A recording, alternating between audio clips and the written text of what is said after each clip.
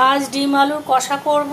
তার জন্য ডিম আর আলু সিদ্ধ করে রেখেছি, সিদ্ধ করে পিস পিস করে কেটে রেখেছি। ডিম আর আলু, ডিমগুলো গোটা রেখেছি।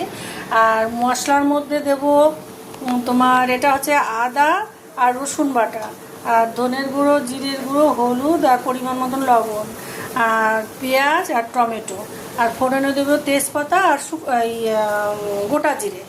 গোটা জিরেটা নিয়েই কড়াতে দেবো, তখন দেখাবো। এবার রান্নাটা বসিয়ে দেই।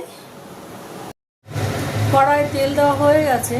এবার ডিম আর আলুটা একটু ভেজে নেব, ভেজে তুলে রেখে তারপরে রান্নাটা বসাবো।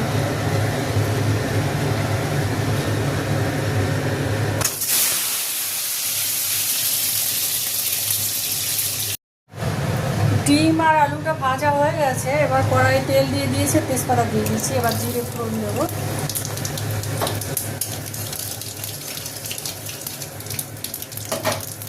জিরেটা ভাজা হয়ে গেছে। এবার পেঁয়াজটা দিয়ে,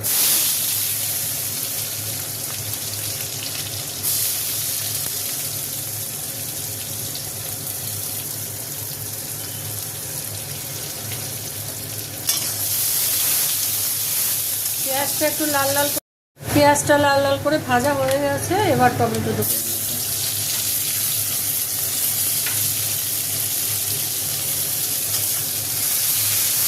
টমেটোটা একটু ভাজা হবে, তারপরে মশলাগুলো দেবো। মশলাগুলো দিয়ে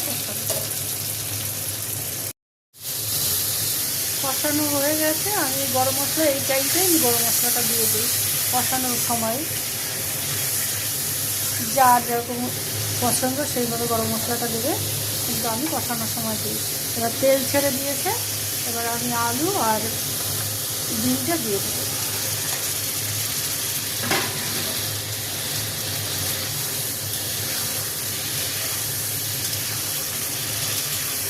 আলু আর ডিমটা দিয়ে একটু হালকা নাড়াচাড়া করবো, তারপরে জল।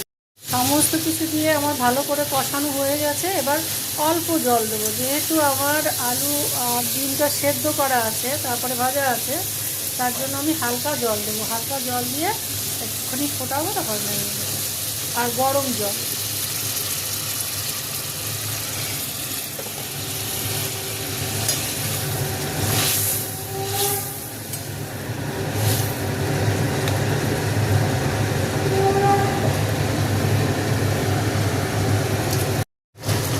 ডিম আলুর কষা হয়ে গেছে, এবার নামিয়ে দেবো।